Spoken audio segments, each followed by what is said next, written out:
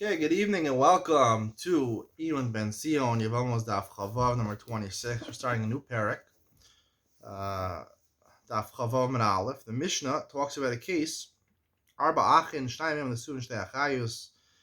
There were four brothers, two of them are married, two sisters, and of course, the husband that died were the ones married, two sisters. Now you have two brothers remaining that have two sisters that fall to them. Now, we know it's machlokas whether there is zika or not. If you hold there is zika, that means that there's a connection between the two remaining brothers and the two sisters. And of course, you can't be married to two sisters at the same time. So zika is like sort of like you're quasi married to the woman. So therefore, you're married to two sisters at the same time. That's a problem. So you for sure can't do Iyun. It's called achos dikukoso. So the Mishnah talks about what happens. This is only presumably an issue Rabbanan. We'll have to discuss whether zika is an Isra D'Oraisa, is the Rabbanan. I believe this is the Gemara talks about this later on, whether Zika is D'Oraisa or Zika is the Rabbanan. But if you assume, presumably we assume Zika is only the Rabbanan, so therefore it's only an Isra Rabbanan. So the question is, the Mishnah says, V'im Kadam U'Konsu Yotziu, the Mishnah Paskins, and both, even Rabbi Lezer Paskin, the Beis Hillel says that you have to be Motzi the woman, you have to get rid of her. Now we know, we learned from previous Gemaras that if you only violated an Isra Rabbanan, when you married a woman, all the Nisr Rabbanan is only l'chadchila.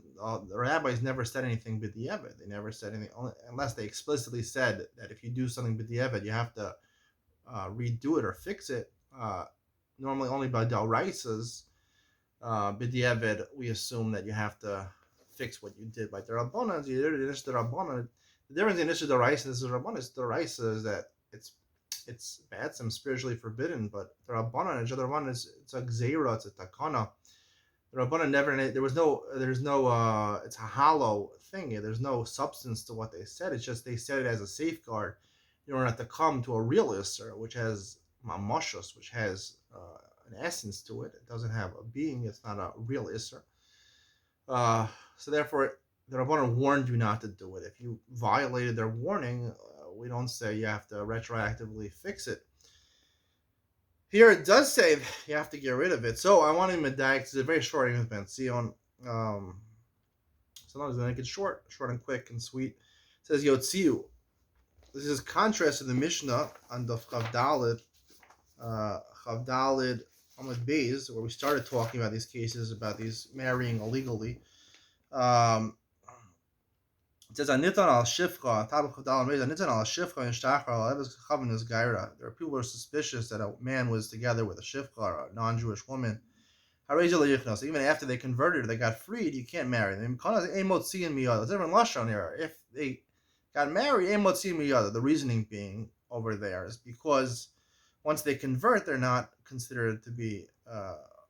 They lose their status. They have no relation. It's whatever happened in the past. It's a new life for them. So therefore, it's suspicious, but there's no isurim involved over there, as opposed to the second case in the Mishnah where you're actually suspected of adultery with a Jewish woman who was married to somebody else. Then there's an isser to be with an adult. When you commit adultery with somebody, you can't marry that woman afterwards. Midaraisa. So it says a different lashon motziin miyado. So what's the difference? The difference is that motziin that goes on Beis Din. Obviously, Beis Din has the capacity and the ability. They're supposed to try to get you out of that marriage. Yotzi is actually, he should be Yotzi, is really only going on the husband. And that's what I would say over here, that Yotzi over here means, you're right, technically, halachically, the Beis Din has no koach, because the Beis Din are the Rabbanim, they're representatives of the Rabbanim, they have no koach to go ahead and force you to get out of this marriage.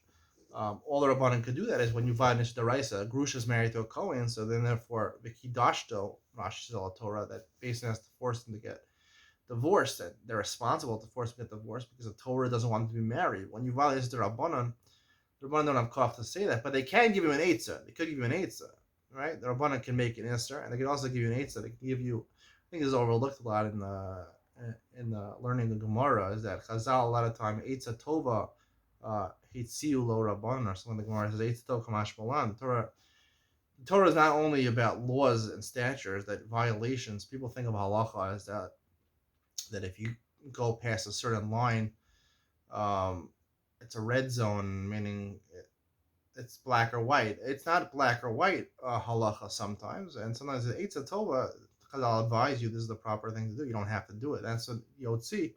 Chazal advise you to be motzi. It's not good to be married to Achos Kaso. Are you allowed? Do you have to get divorced from him? No, technically, we don't force you. There's no beta that Rabbanan are not supposed to enforce you to get divorced from her, but you should.